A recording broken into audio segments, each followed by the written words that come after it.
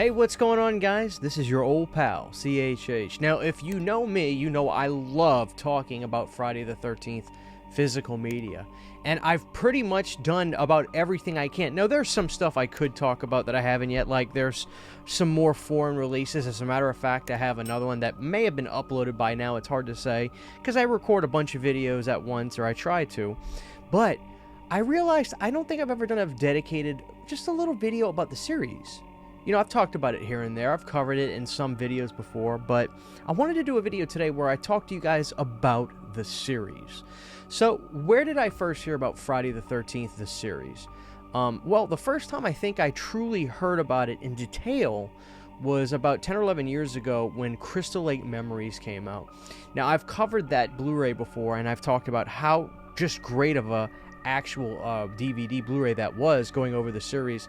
Now, I've also covered His Name Was Jason, which didn't really talk about the series that much. But the beauty about Crystal Lake Memories is that they truly went into detail about the show.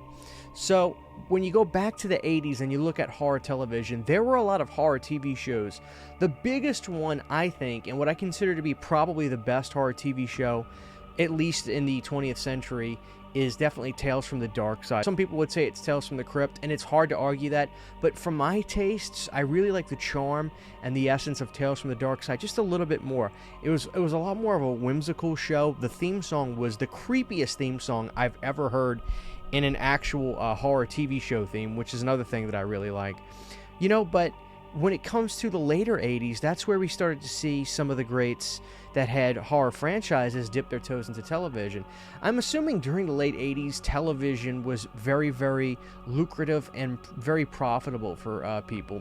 Television in the late 80s was probably at its peak in terms of viewership and things like that. I think more people probably watching TV, and show ratings were at the highest they probably had ever been during that time.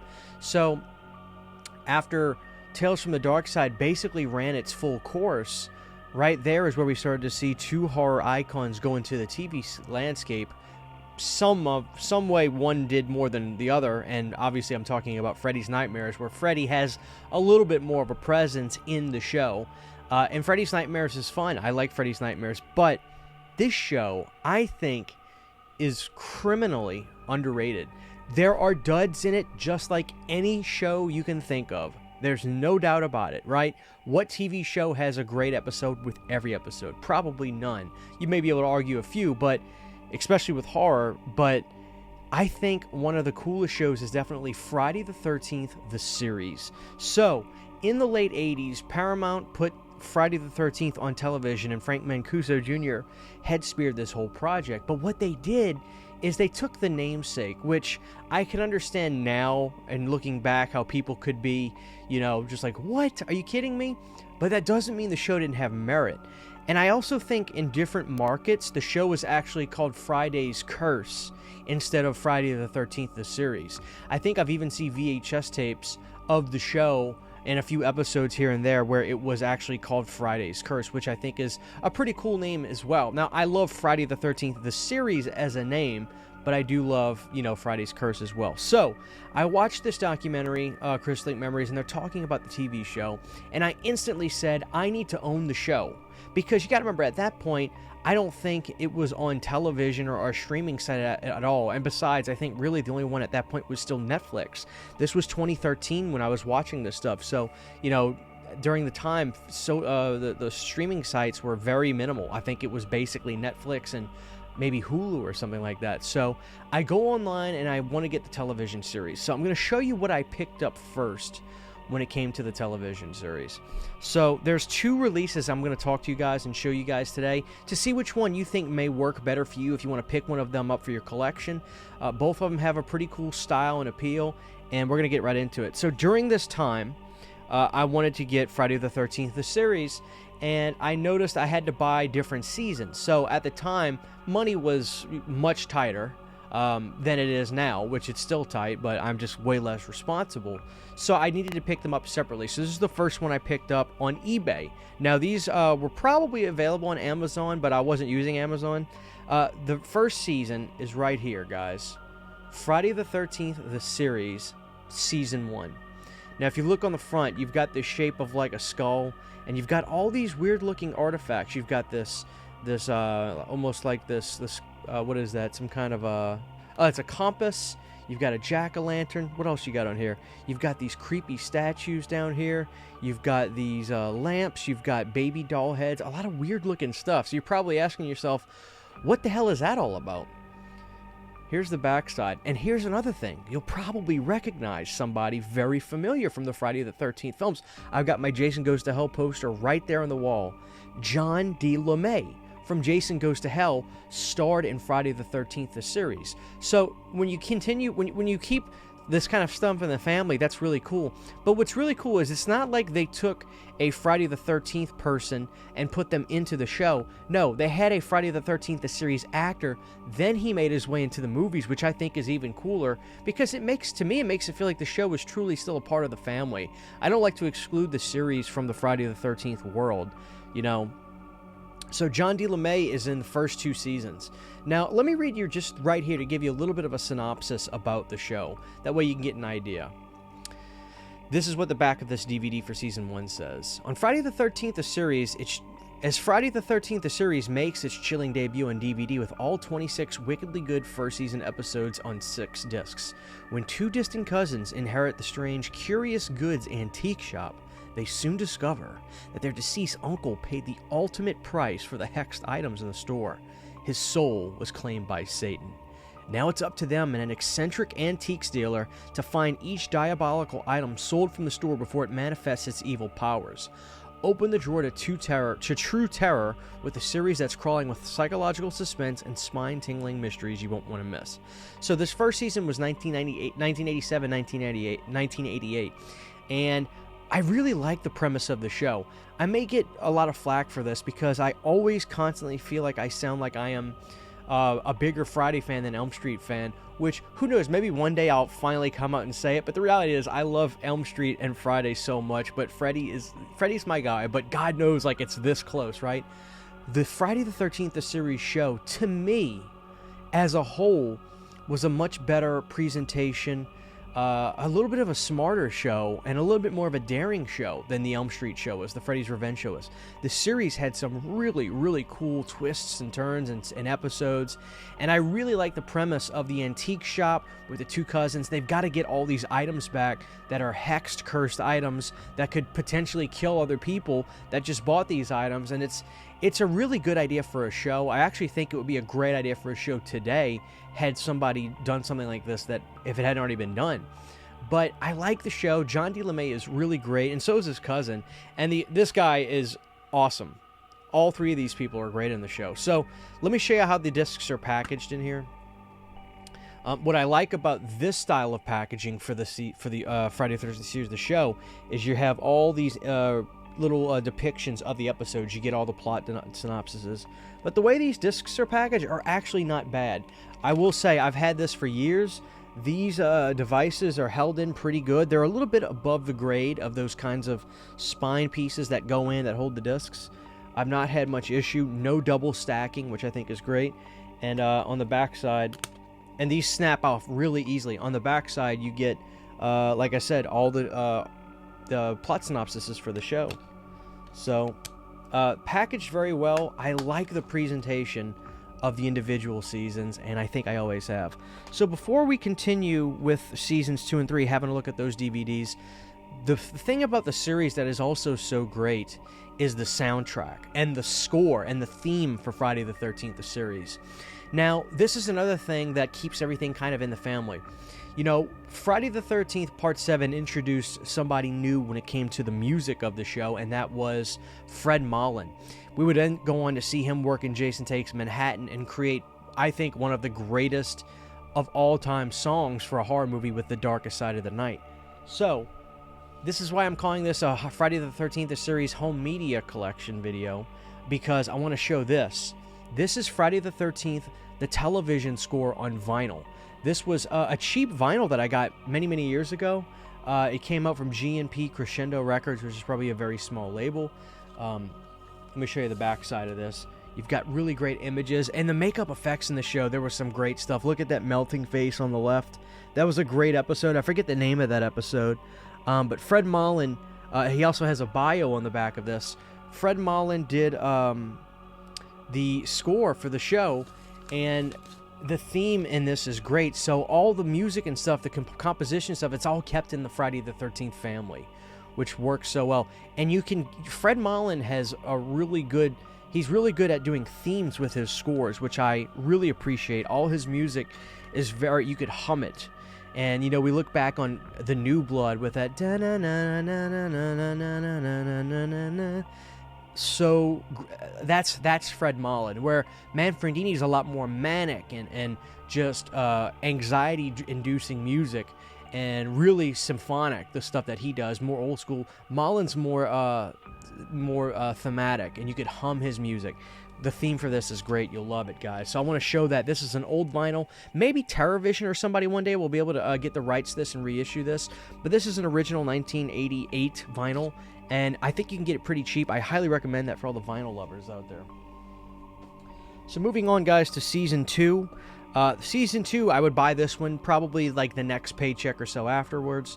Season 2 is cool, and it's got this gorgeous red color on it, and again, we've got the skull with all these pictures of artifacts that I'm pretty sure, if I remember correctly, a lot of these artifacts were actually from the season, and that's just so cool that they do this design on here. So again, the story continues with the antique store. John D. LeMay returns for Season 2. I'll just read you the back of this just to give you an idea of what it says. Now that there are even more reasons to watch Friday the 13th, the series on all 26 Season 2 episodes of the Sinister Suspense show comes to DVD in a collectible 6-disc set. Aware that their uncle's diabolical pact with the devil is the reason for the cursed objects in the shop, two distant cousins continue in a race to track down the deadly items purchased from the store before they wreak havoc on innocent souls. It's a twisted trap into psychological terror that will leave you chilled to the core. So again, you know, it's the same thing continuing. And Season 2 was I remember this being my favorite season. This was 1988 to late 89, maybe even a little bit into 1990. And again, you know, very similar.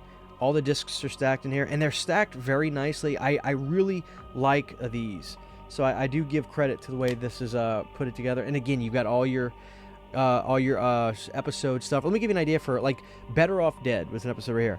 Mickey is kidnapped by a disturbed doctor who forcefully uses a silver syringe on prostitutes in an attempt to cure his daughter of a syndrome of the unwillingly exposed to her. So, kind of racy subject matter. We were talking about prostitutes on this. This was television, right? But you gotta remember, what was going on during this time was late night television, which is the way the show was presented at the time, was done to where you could have more of an edgy show, right? That was the thing, where late night television, you could push it back to, I don't know what the ratings were for the show during this time, if it was actually R or PG-13. It doesn't say in the back. I don't know. Probably closer to an R-rated show. But again, Season 2 was good. And in terms of the picture quality, I think I should just kind of throw this out there now. The picture quality on the show is not great. It's just one of those things. This was obviously done for DVD. There's a lot of episodes on each disc. And I think that this was a show shot on film and then edited on 1-inch tapes. So it's possible if they could get the film back to remaster the show, but I don't know. Because this is Paramount, it would be possible, considering they are the best when it comes to the big studios with actually just releasing stuff on physical media, which is a problem with other companies like Warner Brothers. Like, we still haven't heard from America when it comes to A Nightmare on Elm Street from them. So it's possible, but the reality is, does the footage exist anymore? Or do we just have master tapes? That's the other thing. And this is Season 3. This is where John D. LeMay actually bowed out of the show and he was replaced. And I don't remember the gentleman's name who replaced him. Here he is on the back. He might have even been on Crystal Lake Memories, or maybe he wasn't. It might have been the original guy who was the boyfriend of Rennie in Jason Takes Manhattan that I'm thinking about. But anyway, Season 3 is the least good season, I would say. This one kind of mostly takes place during 1990, so the show actually, I think, lasted a little bit longer than the actual Friday Paramount 8 movies did, considering Jason Takes Manhattan was the summer of '89. This show ran into 1990, which is pretty interesting to think about. This is really the end of the Friday the 13th Paramount era. Not necessarily Jason Takes Manhattan, but really season 3 of the series, because the way it ran off. And then it probably had stayed in syndication until maybe about 91, 92, if I had to guess. But let's read the back of this one really quick. Time has passed since Uncle Vidrelli's unfortunate demise, but Mickey, Ryan, Jack, and newcomer Johnny are still in the hunt for the final diabolically hexed items from the curious goods shops. Far from reaches of the globe to the caverns beneath their feet to mind-bending time travel, they'll race against a rising body count to make sure each satanic item is put away for good. Join them in the last moments of this devious series that proves each Friday the 13th is one you won't forget. So yeah, it is actually cool that they actually knew that this was going to be their last season. And the guy wasn't bad, and I wouldn't even necessarily say that this season is bad. But I feel like there were a little bit more boring, tedious episodes in this than with the first two. The first two seasons, I meant seasons and episodes if I said that earlier. But the first thing I noticed is with the first two seasons, you're going to see a lot of familiar names involved of directing these. Some of them actually directed Friday the 13th. I remember Tom McLaughlin directing in here. A lot of directors were involved, and you'll even recognize some familiar acting names that you'll be surprised with as well. Some people that became big stars. So let's look at Night Prey. A modern-day vampire hunter finds an antique cross that allows him to repel and incinerate his prey. But will his hunt for the undead take a toll on the living? So they do have special features. They have the network promos and stuff on here. And things like that. That's what they have for this. And I believe it's the same thing for the other two. Special features include network promos and a sales presentation on Season 1. And on Season 2, I don't think they're marketing any special features, but maybe it'll say on the inside or the back. No, maybe there isn't anything on here. I guess not. Season 2 didn't have anything special. So that is one way you can own the entire series. I like the presentation of these. Let me get them in order so it'll make sense for you guys. So you can get seasons 1, 2, and 3 with these gorgeous color palettes and these clear white cases. I gotta say, I like this. But a few years ago, and when I say few, it's probably longer than that considering how fast time flies. I want to say probably around 2016. The show got reissued on DVD. This was also during a time where the Tales from the Dark Side show got reissued on DVD in a bigger case. Now, I did a video on this, which probably is already out by now. Hopefully, if not, look out for it, where I do a show talking about Tales from the Dark Side home video stuff where it pertains to the show as well as physical media for the movies. More on the high-end releases, but this is the series that came out as a complete collection. Now, this is something I was excited to get, even though I had already owned the show. Again, you guys know me. If it's Friday the 13th physical media, I truly get a kick out of cataloging stuff for the show. So this is the complete collection that they put out. Now, I wanted to show this because it may be more enticing for you as a collector to get something where it contains the entire show in one set, as opposed to separate seasons like we just looked at. But this one actually comes with a slipcover. Now, if you want to get this, if you're interested in, say, okay, Christian, I think I'm interested in picking up the show. I don't own it. I want to get that. You may have to go on eBay if you want to get the slip, because the slip is really cool. The fact that they did a slipcover for a TV show like this is cool. As you can see, they did this purposeful distress on here, which I really, really, really like. You got all the marks and scratches. You got this great skull. And then you've got a little hype sticker, which you could take off if you wanted, but why would you? All 3 seasons, every terrifying episode. Now, this one has the same special features. You can have the network launch promos, sales presentations, and certain promos on select episodes, which basically means they didn't put any special features on Season 2. And the case looks fairly similar. You've got this big fat case with the same art and then the same stuff on the back. The only thing is some people don't like this, and this is what I want to show. I do give them credit, though, on the inside. You know, we get the names of the episodes. You don't get the plot synopses like you do on the other seasons, which I actually enjoy because it kind of lets me know what I'm in for. But there's this cool looking... I didn't notice this when I first got it. There's this creepy looking troll thing on the inside right there on the spine. Now, the way these are stored is not great, but it could be worse. They could be double stacked. There's 0 double stacking in here, guys, which I think at the end of the day will make most of you happy. And the thing about this is it doesn't snap in. It's one of those things that literally just sits in here, and then you've got a lone disc. I apologize. You got a lone disc right here in the back, guys, with your season names right here. No plot synopses on the inside. I'm sorry, I'm not even showing you guys. No plot synopses on the inside of this, but the aesthetic of this is nice. I do like the aesthetic of this on the inside with the skull and everything, and that's cool. So it just depends on what you prefer collecting-wise when it comes to wanting to catalog something like this. It's not horrible. I mean, the discs are easy to get out, and it's not hard to close it and everything, but that thing literally just sits in there, which may be for the better when you think about it, because sometimes when they have those little plastic prongs that you try to snap the line in, they could break really easily, and then you've just got broken plastic in there. So I actually think the way they package this is probably for the better, but that's for you to decide, you know. So I wanted to show this, guys. I want to say that there are some really great episodes, and if you're a fan of John D. LeMay, who I am a big fan of him, I love him in Jace Goes to Hell. He stars in 2 seasons of the show. You're going to see a lot of familiar names with directors, and there's some really great fun episodes with some great practical effects, of course. But that's the physical media for the show, and of course there's old VHS tapes and like that. But this is for you guys to look at.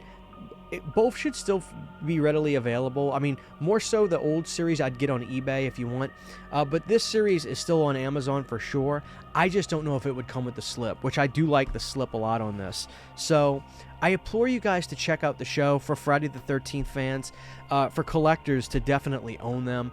And I just wanted to do a video to talk about the show because I think it's a good show that has some really fun, creepy episodes, just charming episodes, and the vibe and everything of the theme. You guys are gonna dig it. So that's today's video, guys. We went pretty long today, but yeah, big fan of it, guys. Friday the 13th, the series. Please check it out. This is your old pal CHH saying, have a great time and enjoy the series. Huge giant thank you to all of my Patreon supporters. Without you guys, this would not be possible. To get behind the scenes photos, videos, music, private live streams, and much more, you can subscribe to my Patreon for as little as $1 a month. Thank you to my patrons.